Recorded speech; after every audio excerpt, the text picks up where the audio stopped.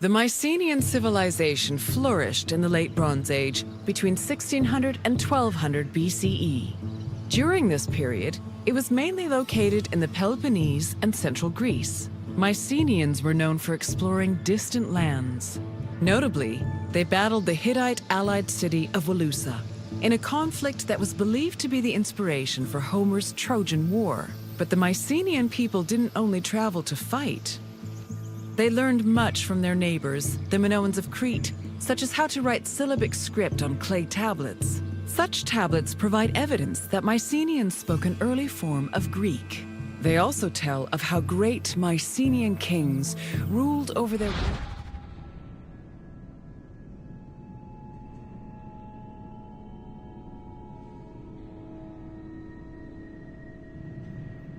warriors from opulent palaces in places like Mycenae, Thebes, and Knossos.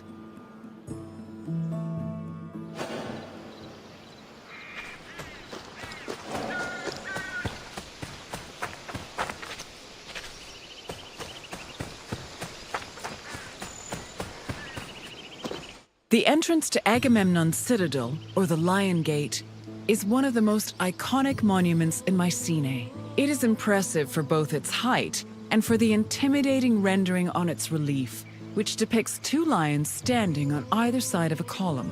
Unfortunately, the lions' heads, which were presumably made of a precious metal or higher quality stone, have been lost to time. The gate was most likely meant to greet a triumphant king returning home from successful military campaigns and to awe foreign visitors.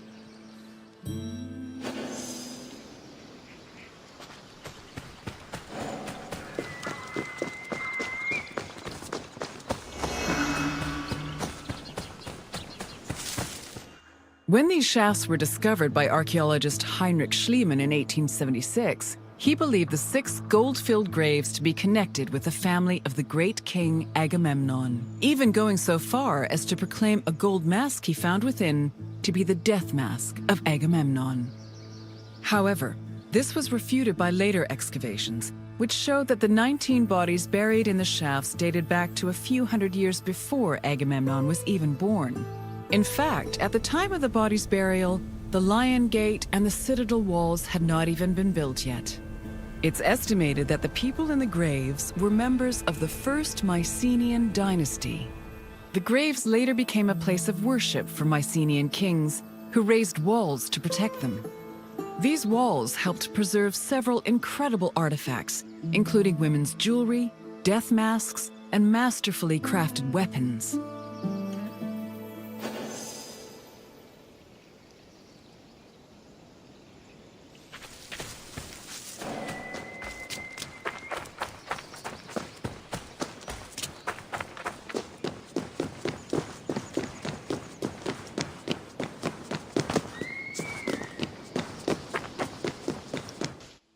By 1250 BCE, Mycenae was at the height of its power, and its living quarters and workshops were numerous. Houses were built everywhere, from the top of the palace's hill near the king's residence, to the slopes and terraces within the walls, to the nearby hills outside the citadel. At one point, the citadel's walls even had to be enlarged to make room for more quarters. The people who lived inside the citadel were those with high status in either the military, religious, or administrative sectors of the kingdom. This is reflected by the ceramic and metal vessels inside the houses, as well as their painted plastered walls.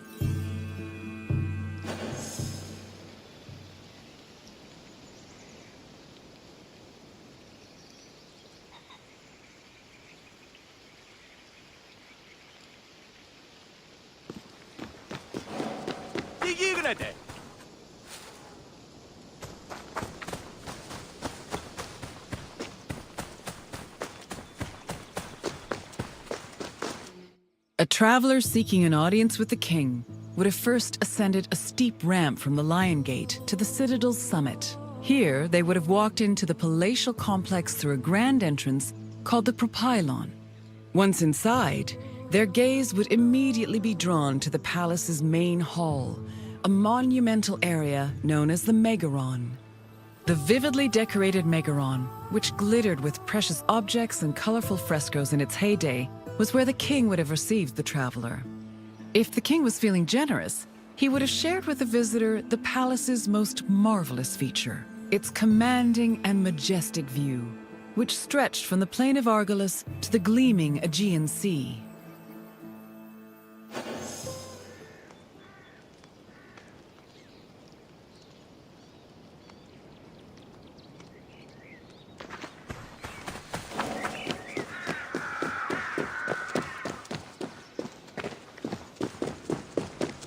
It was in this palace where a legendary Mycenaean king like Agamemnon would have held court. According to Homer and other poets, Agamemnon led the Greeks in the sack of Troy. Stories say that he was a fearsome warrior on par with Achilles, but also an overly ambitious and arrogant ruler. He sacrificed his own daughter, Iphigenia, to convince Artemis to grant his ship's passage to Troy. After conquering the city, he returned to Mycenae with mounds of riches, and a Trojan named Cassandra as his concubine.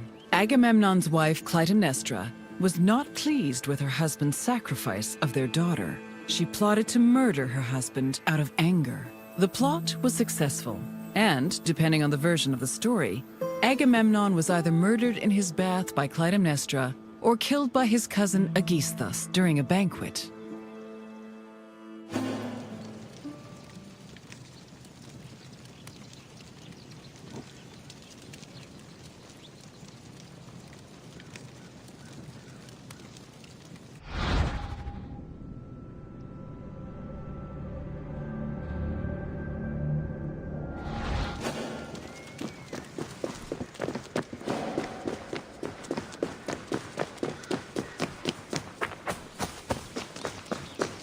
You've completed the tour.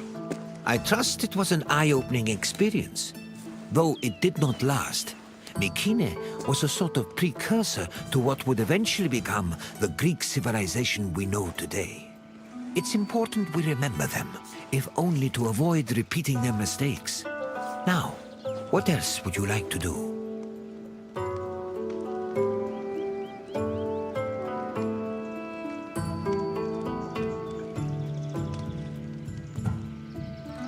Then, I suppose this is farewell. At least for now. Safe travels.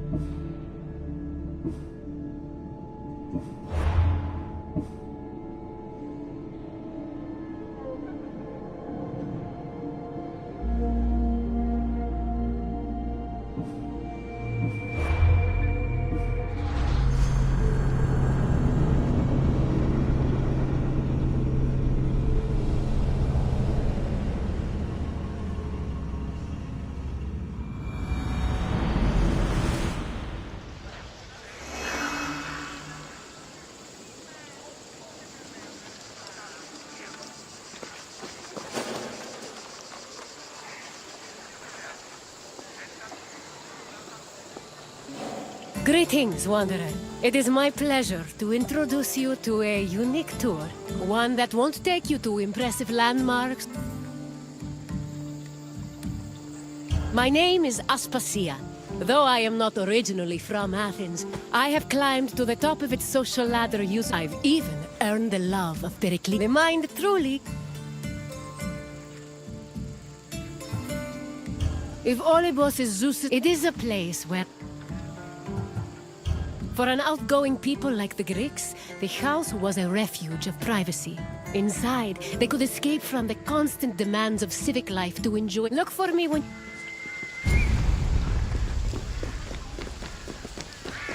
The house, or oikos, was a residence. Contrary to modern, the courtyard was the house's central fixture. It was the building's main source of daylight, and also the location of religious altars dedicated to worship. The building itself was made up of familiar accommodations, including bedrooms, storage rooms, a kitchen, and a living room. Women were generally in charge of tending to the home, which in Greece was called oikonomia, a term that inspired the modern word economy.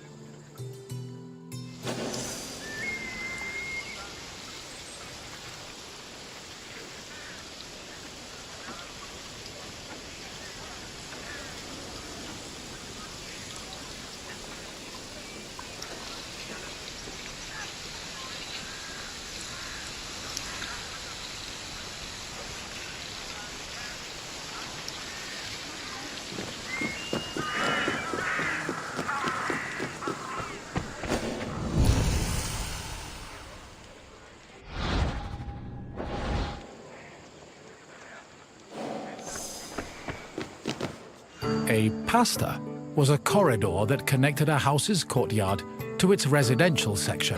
Archaeological evidence from the city of Olynthos reveals that pastas were added to Greek home design in the 5th century BCE.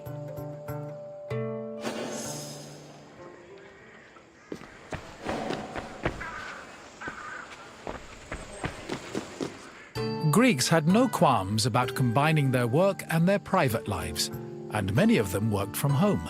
Artisans like blacksmiths, sculptors, and potters often had workshops in their houses. Some even operated small stores to sell their work. Similarly, doctors were known to treat patients in special offices located in their homes. Women also worked in the house and were responsible for making textiles, as well as producing clothes and supervising weaving, which was carried out by slaves. If the household was wealthy enough, they could even produce a surplus of textiles to sell in times of financial difficulty.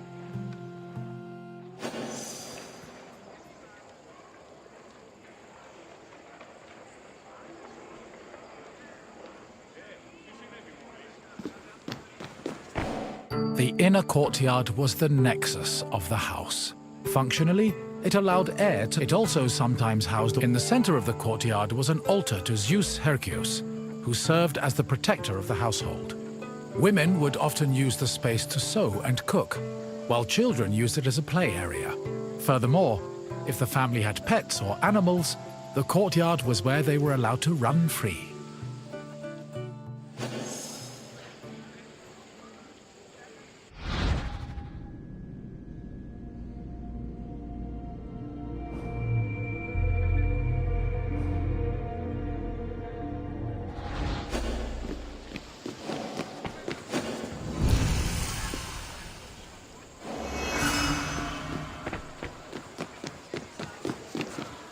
The bathroom was located in the back of the house. Much like today, it was used for clean. Most bathrooms had a luterion, that could be filled with water for washing.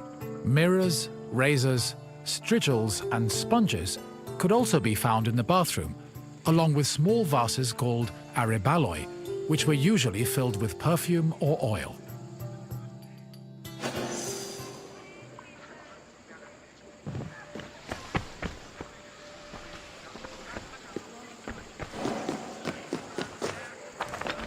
Greek homes had kitchens where the family's meals were prepared.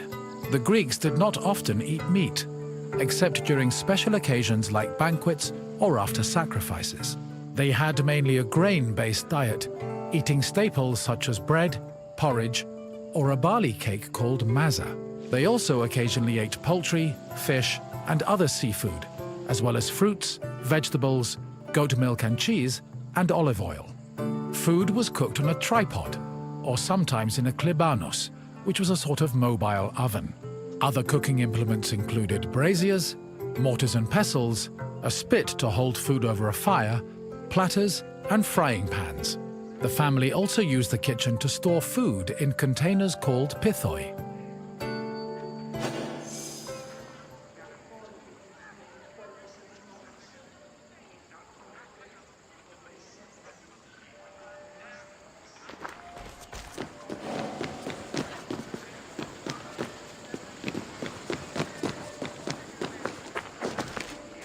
Greek homes had kitchens. The Greeks did not often eat meat. They had mainly a grain-based diet, eating staples such as bread, porridge. They also occasionally ate poultry, food, other cooking in the family also used the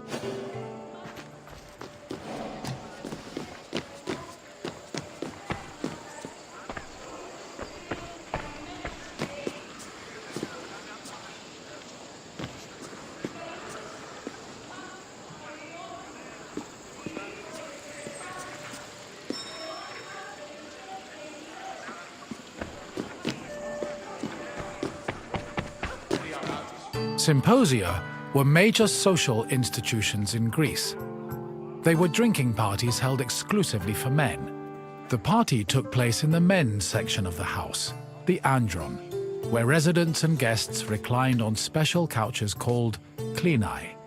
Food was served on low tables set in front of the couches, while wine was placed in a crater in the center of the room.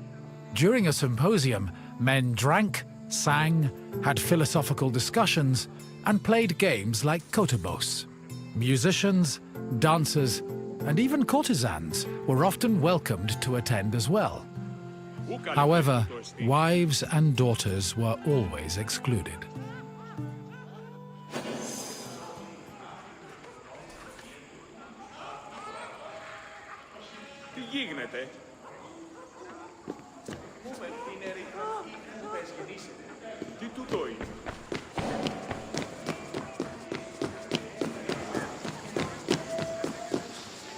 The Pyrgos, or upper stories, was the women's quarter of the house, where they could pursue their activities and observe the city without being seen themselves.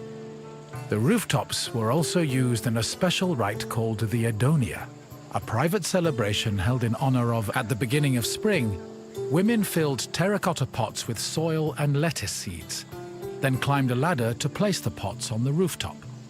These pots served as the women's very own Gardens of Adonis.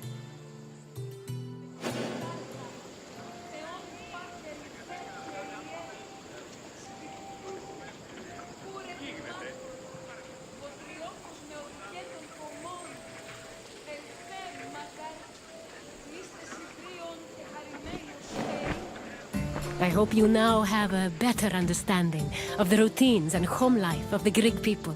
What would you like to do next? Then let's start with a simple... Which group of people celebrated the Adonia? Which group of people celebrated the Adonia?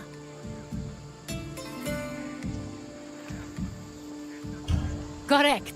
The Adonia was celebrated by women of all stations. Let's move on to the next question. Which of the following was known as the protector of the household?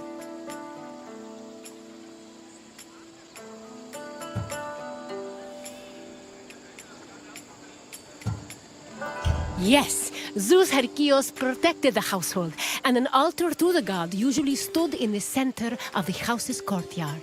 On to the final question. Which of the following was not located in the bathroom?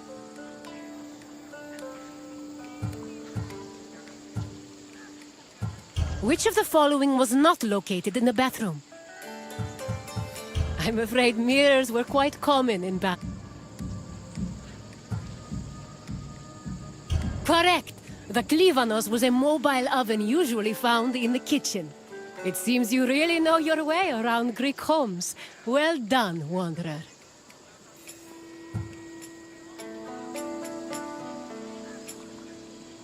As you wish. Come with me.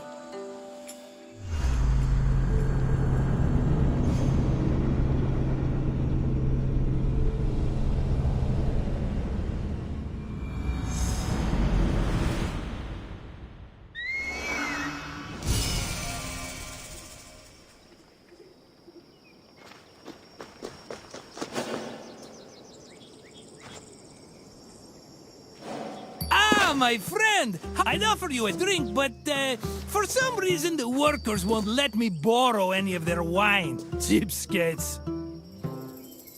Why, I'm Marcos, of course. One of them. My name is known from Kefalonia, but enough about me.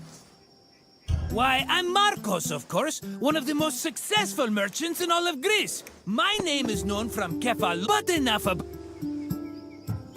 You know, it hit a bit of a snag when my investors, but after they had a tragic run-in with a bloodthirsty Misthios, from then on, the streets of Kos overflowed with one very sad about this. As you can probably tell by all the grapes, this is one of Greece's many vineyards. Wine was an essential part of Greek culture, and this tour will take you through how it, in addition to being I promise I'll meet you at the end of your Winemaking dates back to the 4th or 3rd millennium BCE. It became widespread in Greece during the Bronze Age, and within centuries the Greeks had refined it further. The first step in the process was always harvesting, where grapes grown on rows of vines were collected by vineyard workers. According to Homer, harvesting was often accompanied by music to give it a more festive atmosphere. Ancient Greek wine mainly came in 3 different varieties: Osteros, Glucathion, and Autokratos. It could be flavored with spices, herbs, resin, and even perfume. It was also much stronger than modern wine, with an alcohol percentage of approximately 16%. Because of this, the drink was mixed with water to make it more palatable.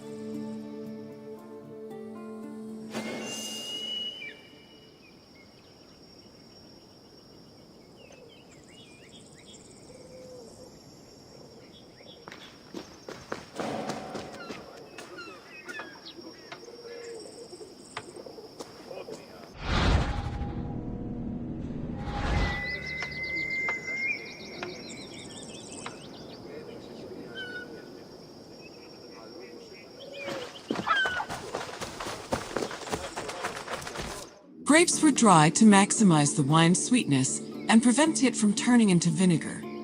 In most vineyards, the drying process involved laying the grapes out on the ground under the heat of the sun, then covering them at night to protect them from accumulating dew. According to Hesiod's poem, Works and Days, the ideal time to dry grapes was 10 days and 10 nights. When they were finally completely dried, the grapes were collected in jars, just as they are today.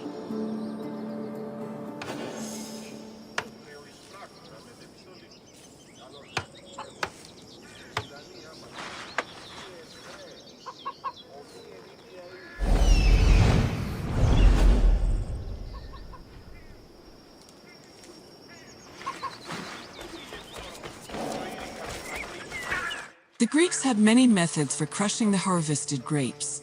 The most common technique was to use a lenos, a large treading vat where workers stomped on grapes. Alternatively, the Greeks sometimes crushed the grapes by hand using a strainer, mashed them with a mortar and pestle, or squeezed them using a tool called a sack press.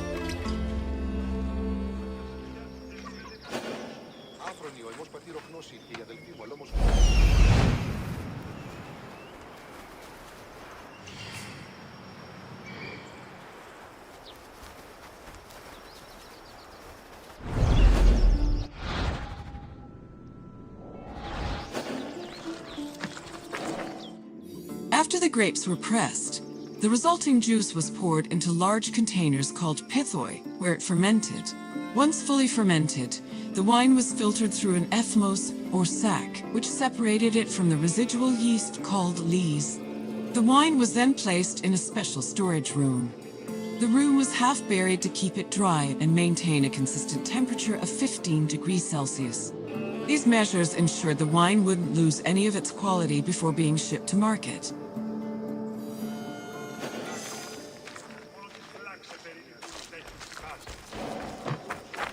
When the wine was ready to ship, it was poured into storage containers called amphoras. These were smaller than pithoi, which made them easier to ship and display in crowded marketplaces. However, that doesn't mean transporting wine was always a safe endeavor. Sometimes ships carrying amphoras as cargo would be wrecked before making it.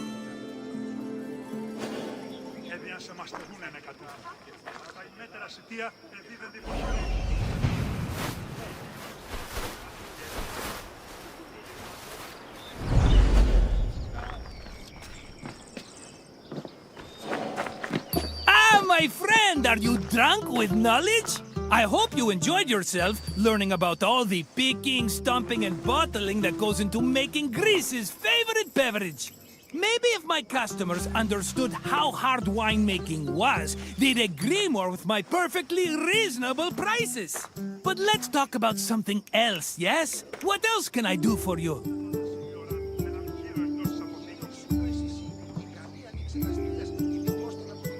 You want your intelligence tested? Well, let me tell you, my friend, no one is more qualified for that task than me. Let's get started. What container was used to ship wine to the market?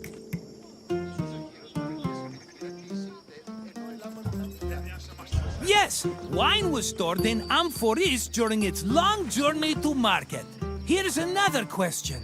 Which of the following wasn't a type of wine variety?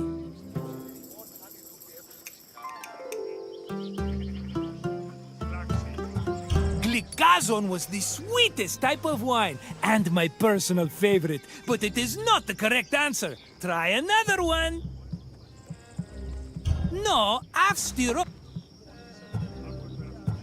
Correct. Thasos was an island famous for its vineyards, not a specific type of wine. Just one more question to go, my friend. Which part of the winemaking process created the grape juice necessary for wine? Fermentation was what turned the juice into... That's the one! The harvested grapes were pressed in a linos, often by the feet of vineyard workers. Just try not to think about that last part whenever you have a cup of wine. You know your wine. You're as good with facts as I am with money, and that's really saying something.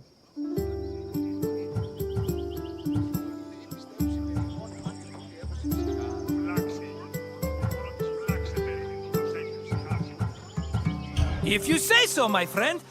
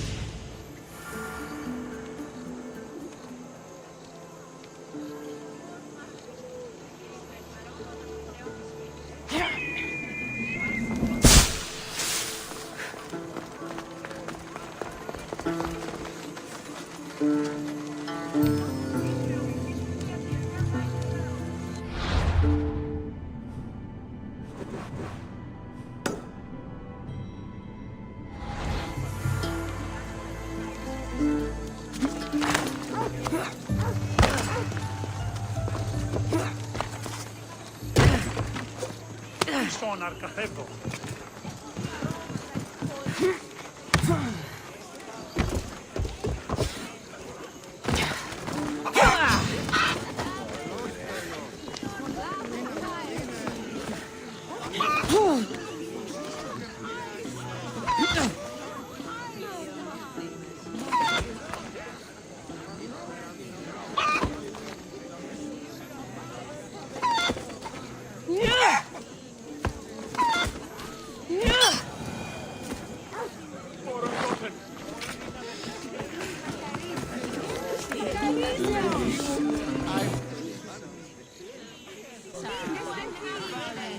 What? Misthios! Kill this snake! She did this to me! She made me bald! I'm sorry, my love. Give me a moment. Some peasants need my attention. You said a little bit of her hair. Explain this. Explain? It's clear, beautiful, gullible. Idiot girl falls prey to her competition. She set me up! Ethios picked her instead! He didn't even take a second look at me.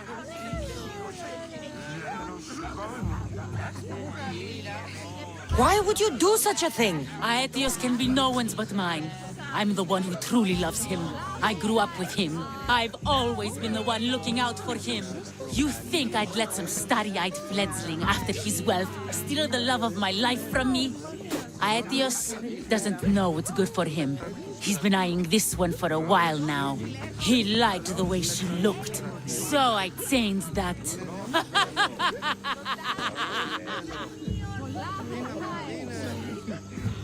What happened to the potion? Why, she drank it. And look, it worked wonderfully. She added a lock of my hair to the potion and then made me drink it.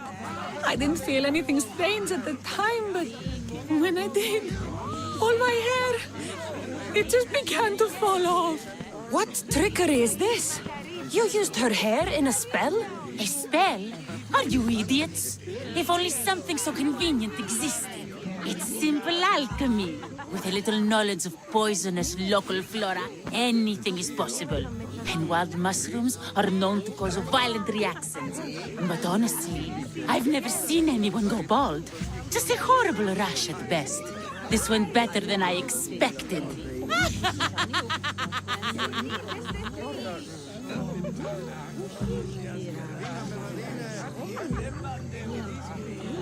I was promised Drachmi. Just give it to me. I didn't sign up for any of this drama. Technically, the girl asked you for the items, not me. She's making fools of us both!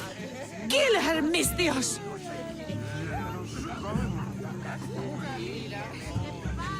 You're crazy.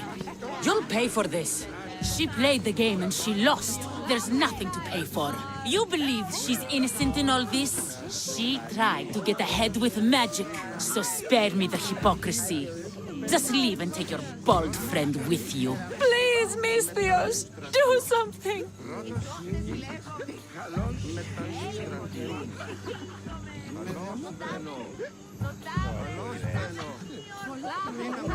Guards! There's a witch in our midst. What are you doing? The Misthios speaks the truth! Look what she did to me! She poisoned me and made me hideous! Someone, please help! Ah, you watch your back, Misthios. I'll have your head.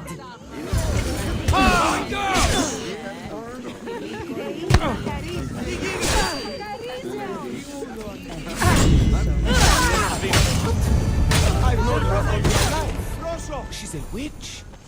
That explains a lot.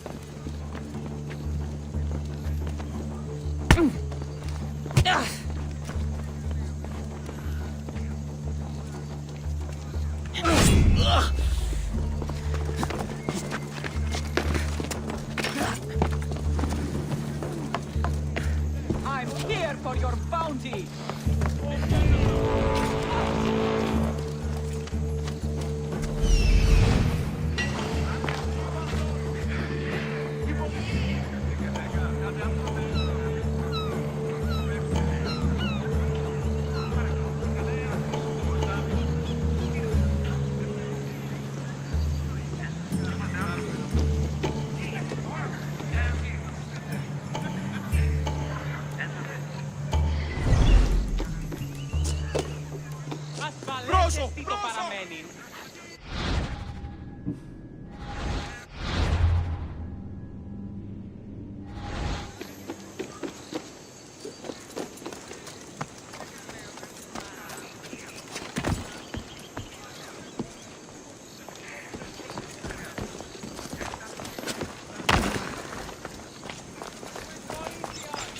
I'm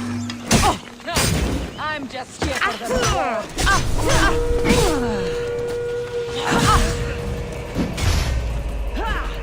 You die with me!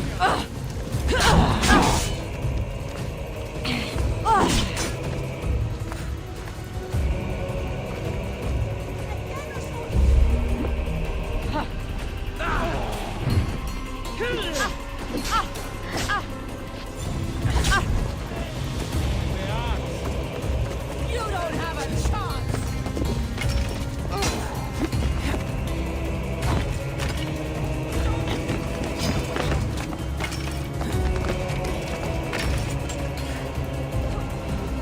You will lose your life here!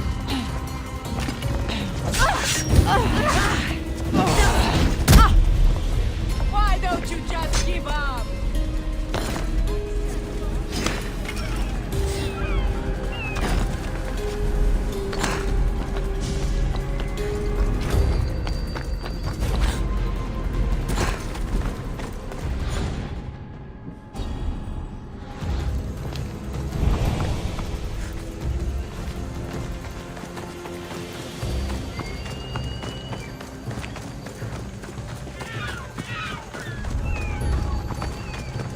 I should watch my step around here.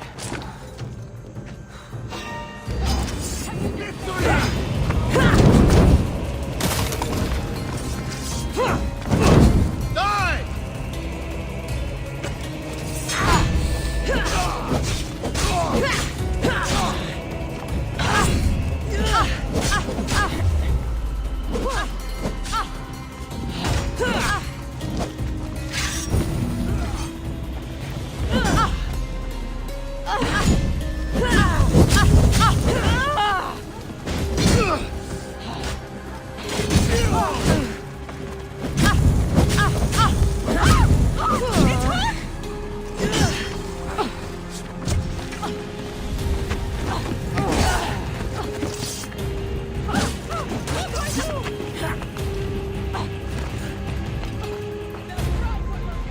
Can't hide!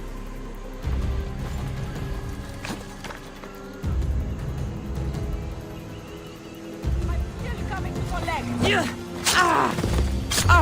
Now! Pushed too far!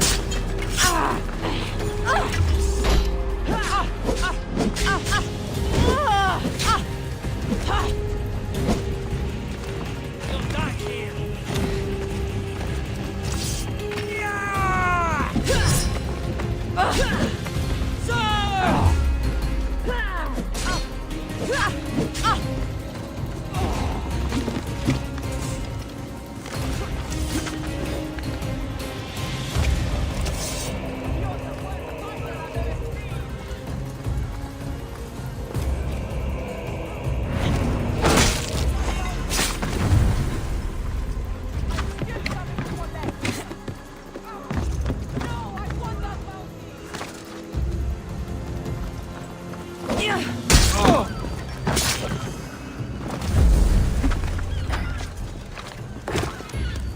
Don't go it!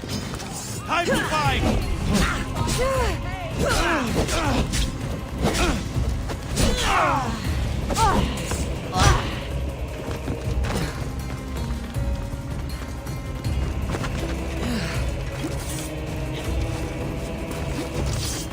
Gotcha!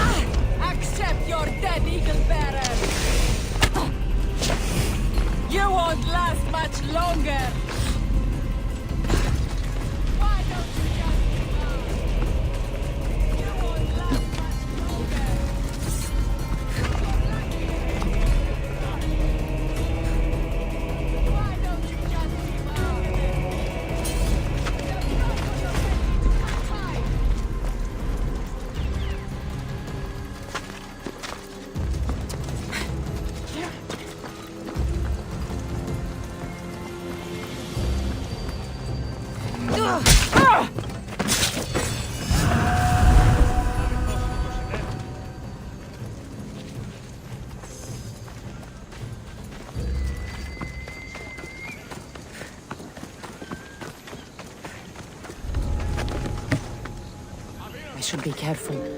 High security here.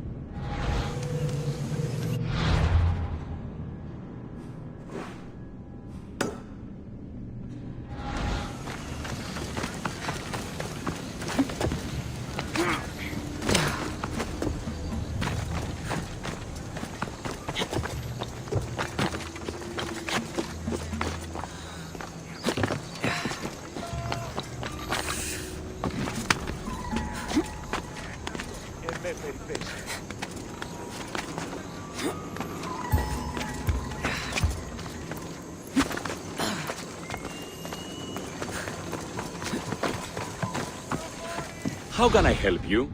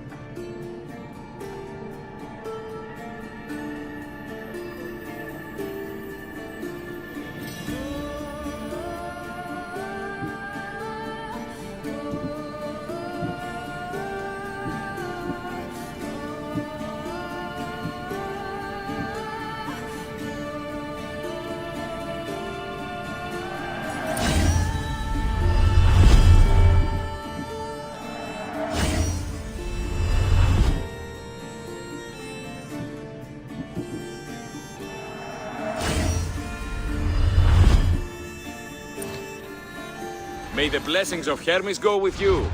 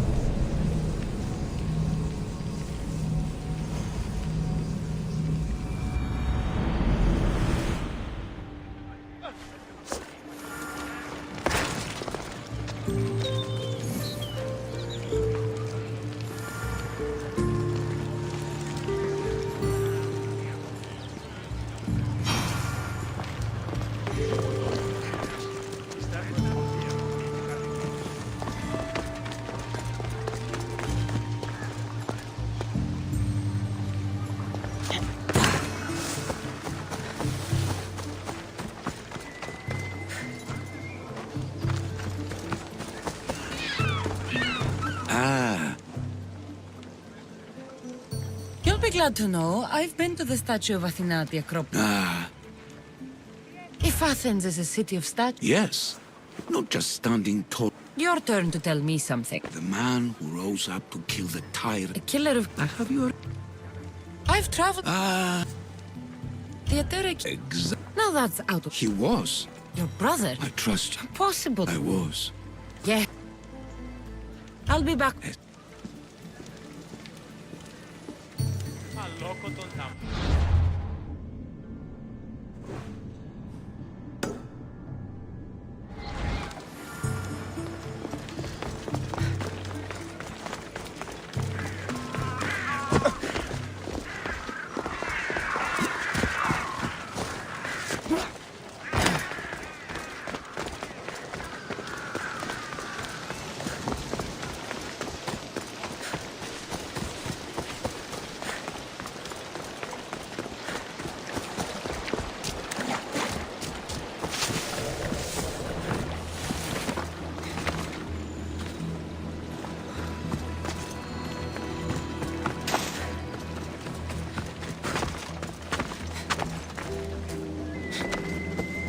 Protect us from teeth that tear and beasts that bite.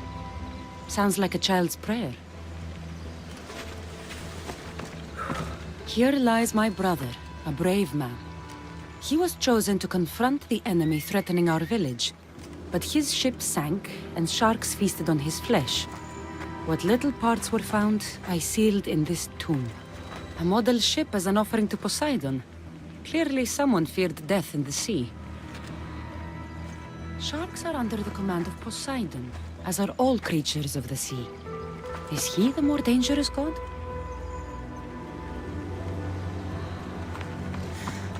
A golden plate marked with the sun. An offering dedicated to Apollo and his youthful strength. Here lies my father, a simple farmer. A lion tore him to pieces as he brought in his grain. May the gods grant him peace. Lions are a golden beast with manes like the sun. Surely they are the favorite of Apollo. Does that make him the more dangerous god?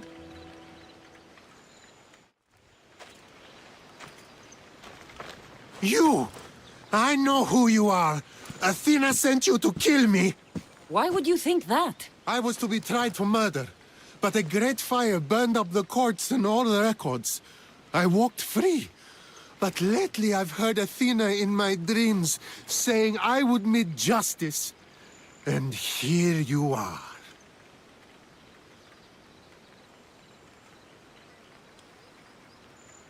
An old woman hired me to come here. You weren't part of that contract. But lose your temper and I might change my mind. I know what Athena told me. No!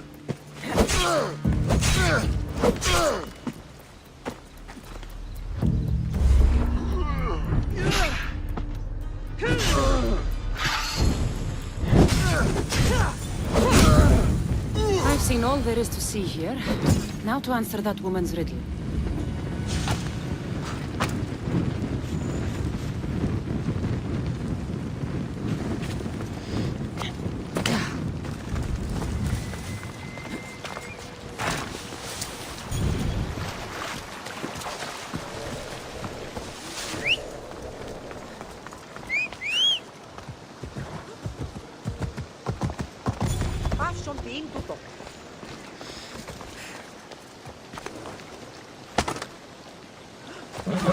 Ella.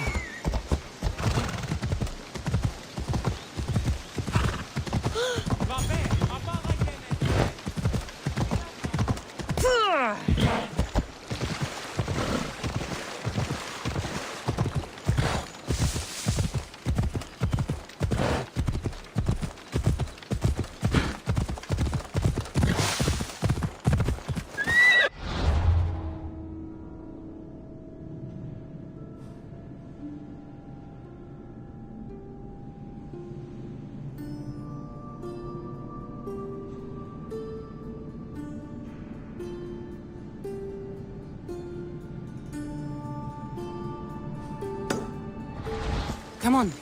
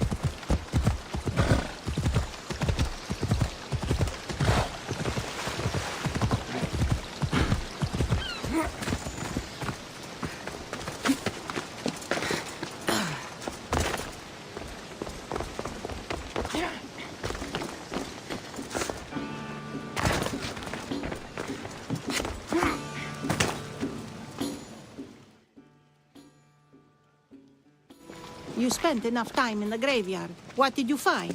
How did did you know I actually went? I have my ways.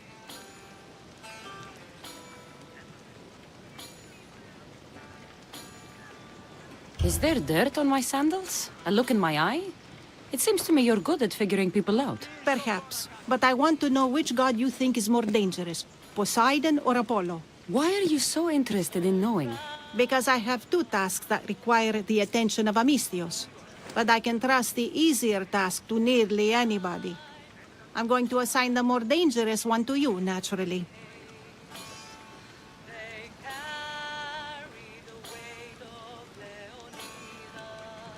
Κίνησε αυτόν.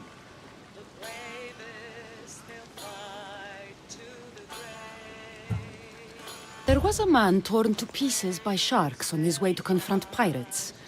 That sounds like the punishment of Poseidon to those who would insult him. Defending a territory no man can invade with deadly force. Poseidon would indeed seem to be the greater danger. I'm glad you agree. You've wisely considered the subject. I approve. Take this. It's for your judgment. You ask for my judgment, but you seem to be judging me. Am I? Consider this.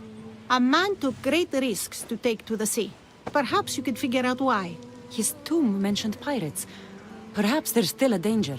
I believe you should find his family in Megaris, south of the ruined temple of Apollo. I'll pay them a visit.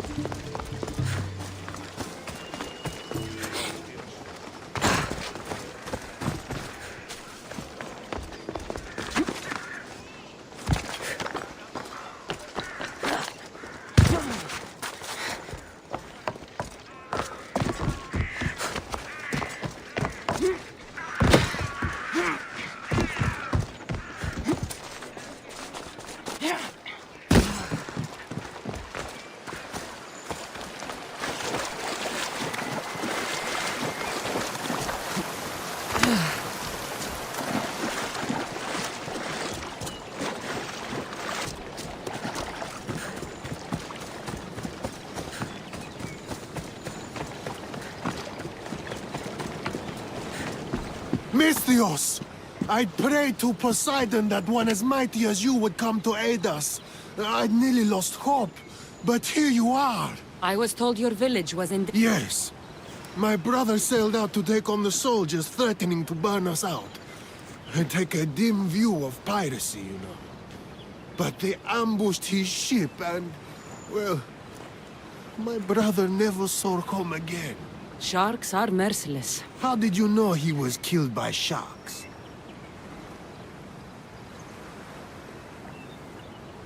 I visited your brother's tomb. I'm sorry for your loss. Thanks. That's kind of you to say. So are those soldiers still threatening you? Yes, but I have a plan. I'm going to build a warship. One they won't be able to sink. My village will survive. You seem determined. What do you have left to do? Too much. There's a detachment keeping the pressure on us, not far from here. It's hard to gather building supplies while they're around. So you need supplies, or you need that detachment taken care of? Well, aren't you as clever as Athena herself? What would you be willing to do for us?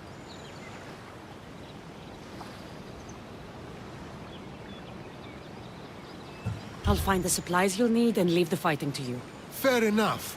Though I might need you to take up arms against Dryads. I need plenty of olive wood to make sure this ship is solid. I'll get right to it. I think that's all he needs to build the ship. This should be all of it. Thank you! Now there's just one last thing we need. An eye of protection. For the bow of the ship, you mean? Exactly. There's probably one in the Ariadne shipper. If it's there, I'll find it.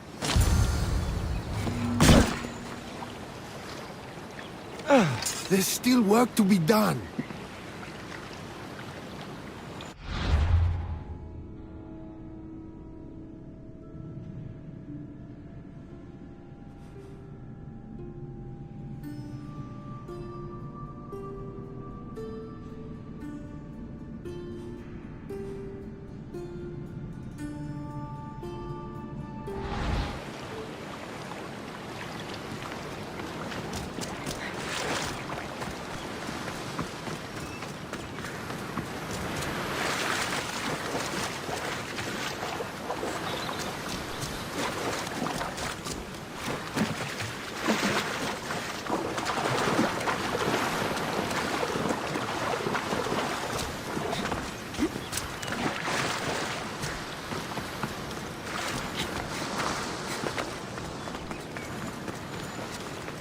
They'll keep a sharp watch here.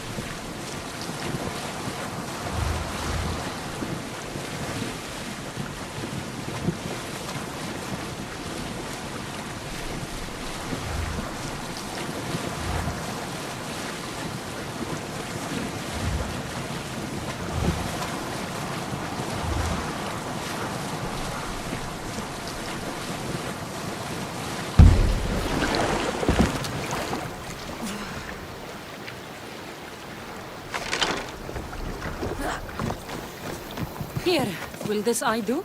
Yes, I suppose it will. Is something wrong? I remember this eye staring at me as the ship went down. So many sailors died that day.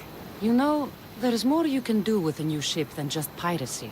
I believe you're right, Miss Theos. Perhaps you'll come to show me wisdom after all. Here, take this. It will be the last of our spoils. Thank you. May you find a more peaceful path in the future. Get back to that strange woman and let her know what happened.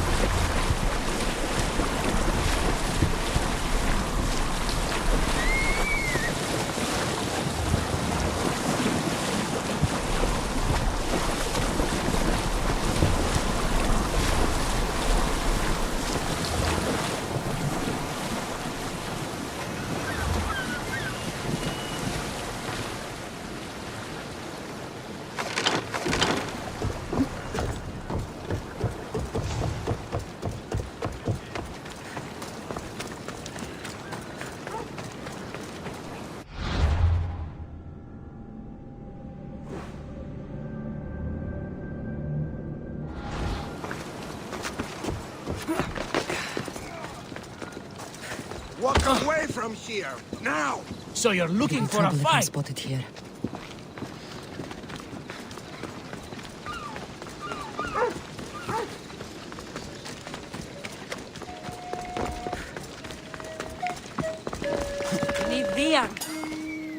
I met the dead man's brother.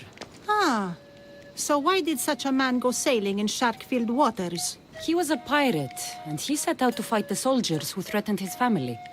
They sank his ship, leaving him to the sharks. That's nearly tragic. So how did you resolve the matter? That is what you do as a Misthios, resolve matters, right?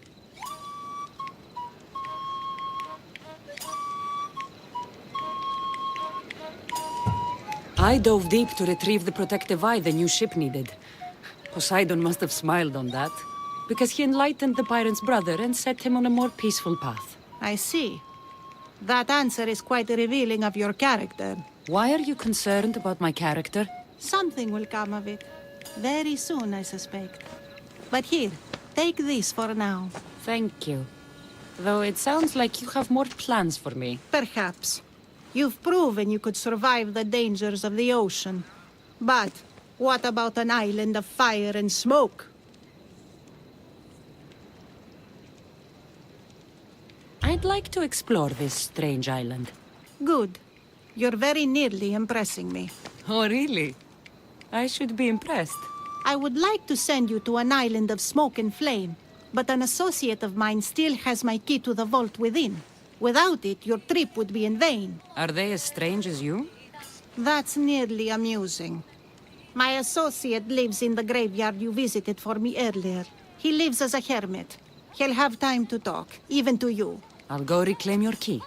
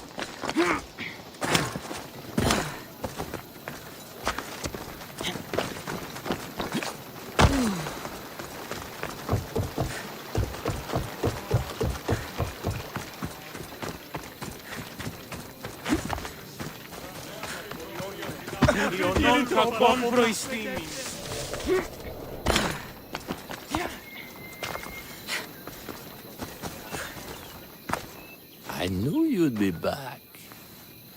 The owl knows. She's Athena's favorite bird, you know. I'm here for the key to the vault.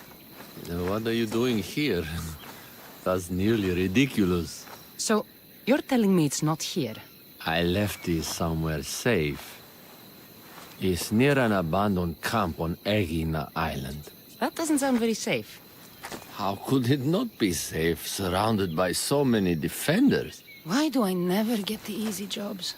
Who knows?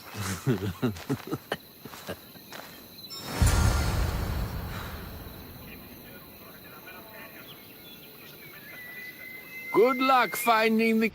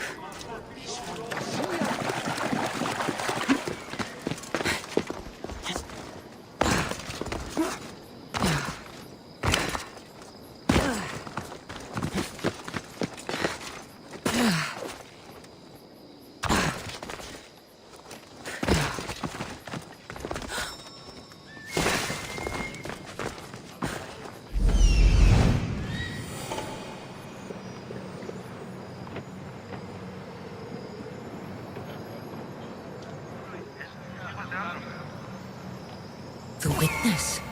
There you are.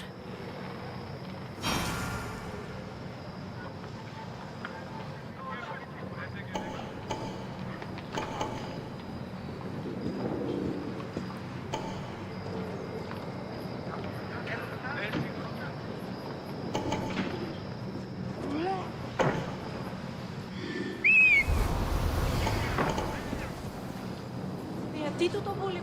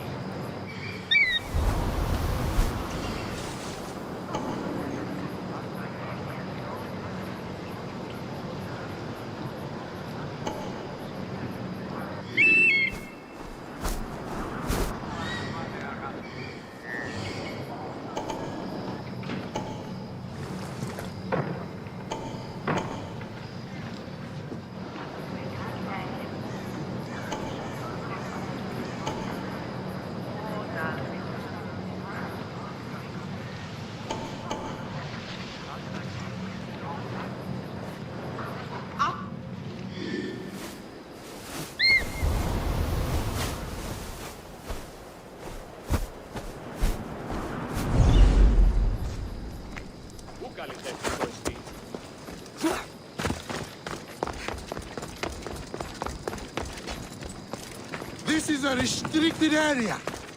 I should try to stay out of sight.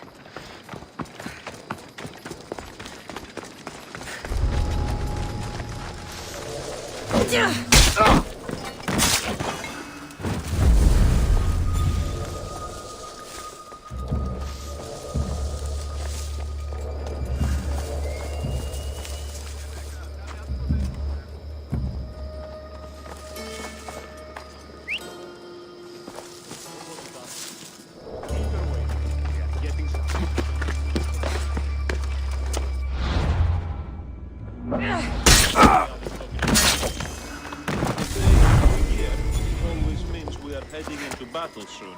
I hear you. Anything that can keep me off the end of the Spartan's blade is okay. What did you think?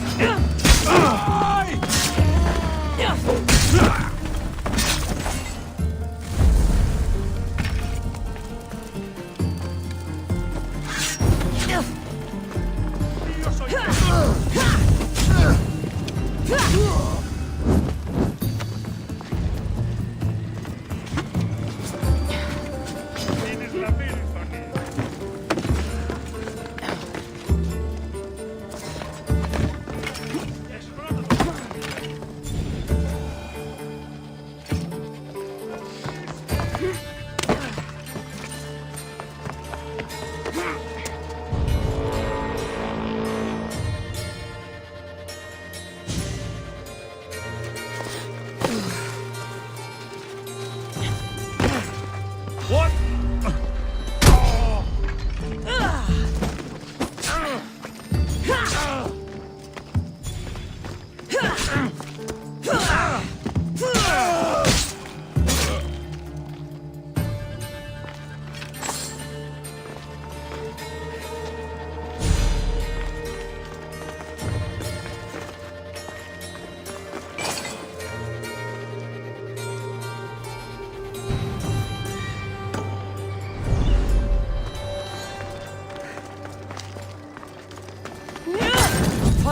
Shit! Out!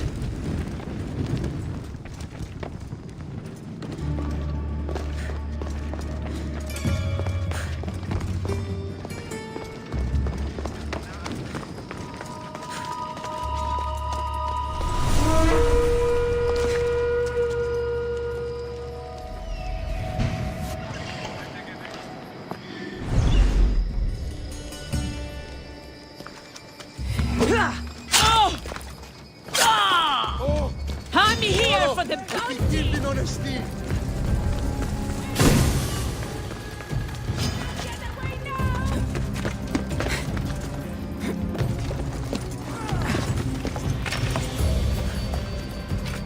No way I'm giving up on your bounty!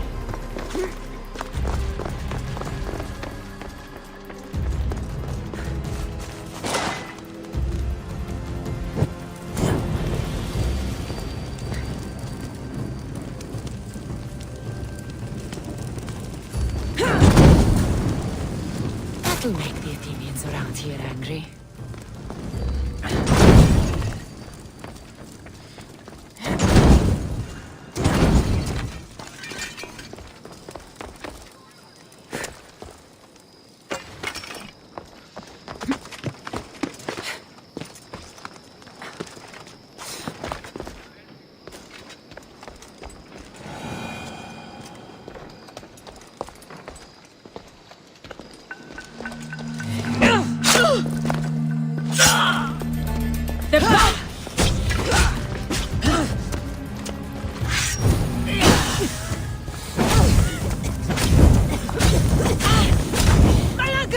Someone help me!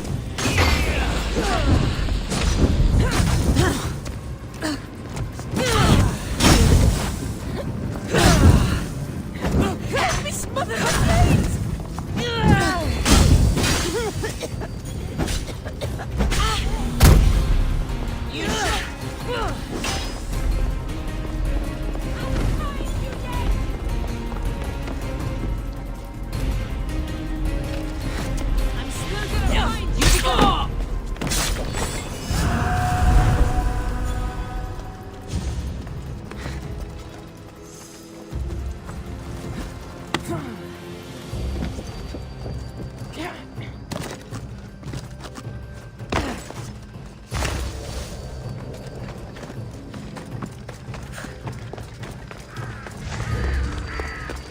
That's the guy Alcibiades called handsome?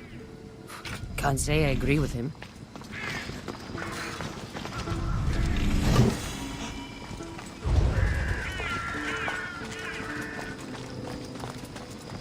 You tell Theon I'm not giving him anymore. If he wants to talk to me, he can come himself. I'm not here about debts. Well, what do you want then?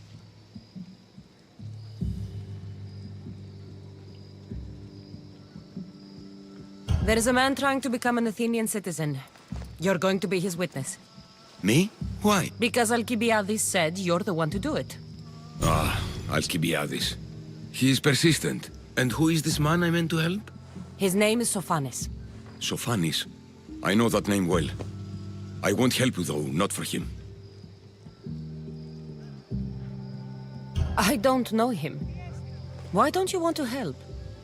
True Mystios never get all the information up front. Sophanis betrayed his men for drachmi. He deserves death, not citizenship. Ah, look, it isn't your fault. You didn't know, but now you do.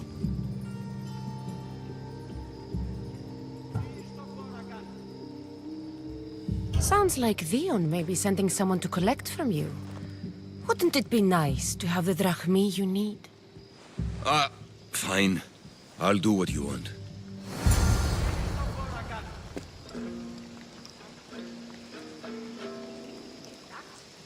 Oh, make sure Sophanis doesn't know I was part of this.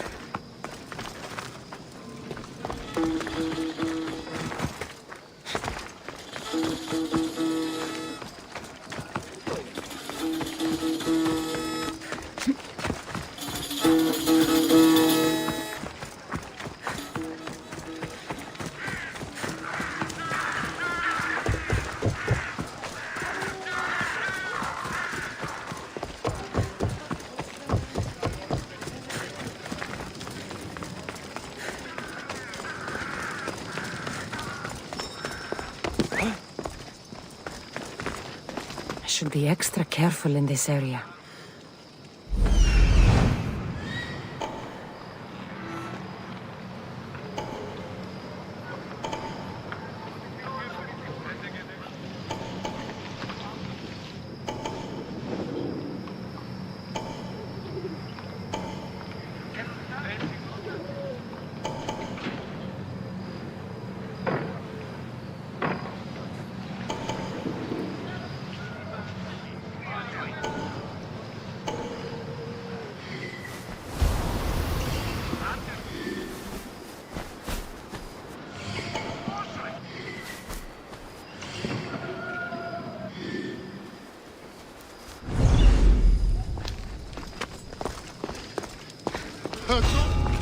You don't belong here!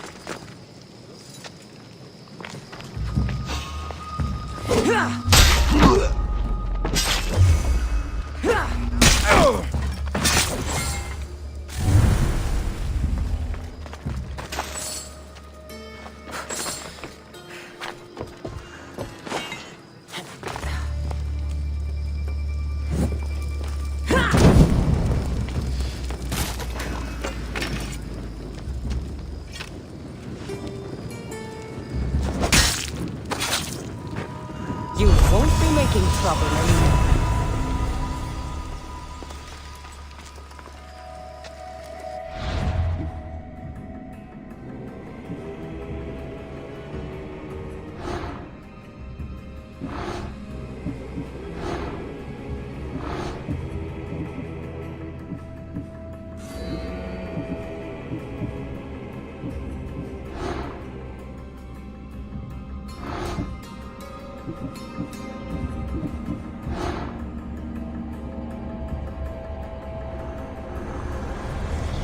I swear on my life and the lives I will take from others, I will not fail the cosmos again.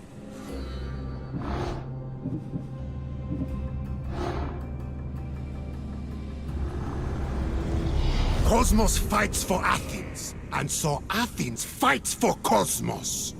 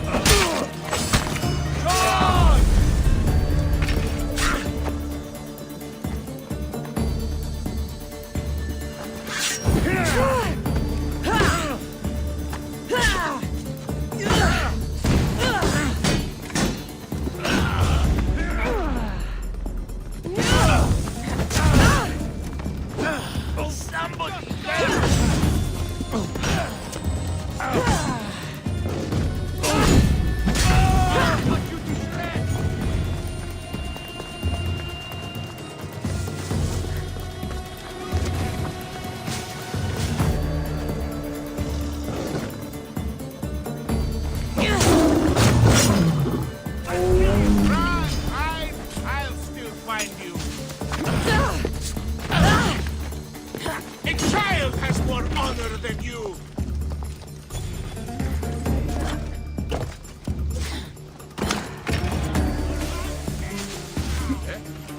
Here we go!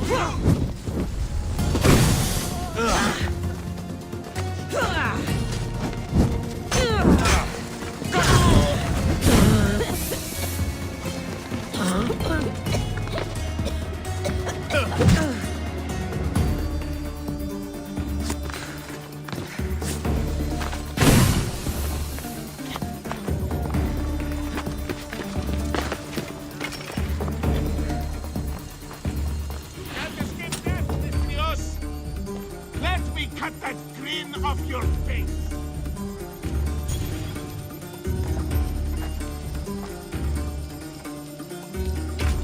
I found you once! I can do it again!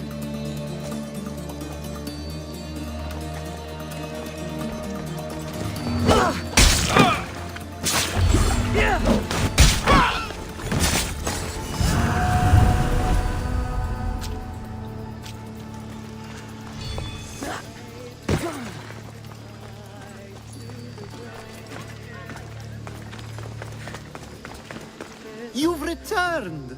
Socrates too, it seems. Much like you, he just can't seem to stay away. I hope there were no issues. Yes, he just needed a little push. Ah, I was worried about that. Well, you did the right thing. You kept information from me. I believe people like Sophanis deserve second chances. I didn't think what he did. Next time, let me decide what matters to me. Understood. I should give Sophanis the news. Do not bad citizens do harm to their neighbors and good citizens good? Is it possible to tell if someone will be good or bad without first giving them a chance? A person isn't the same forever. Someone bad can become good. But is the inverse not also true? Someone considered good can then become bad? How can we predict someone's actions now, let alone in the future?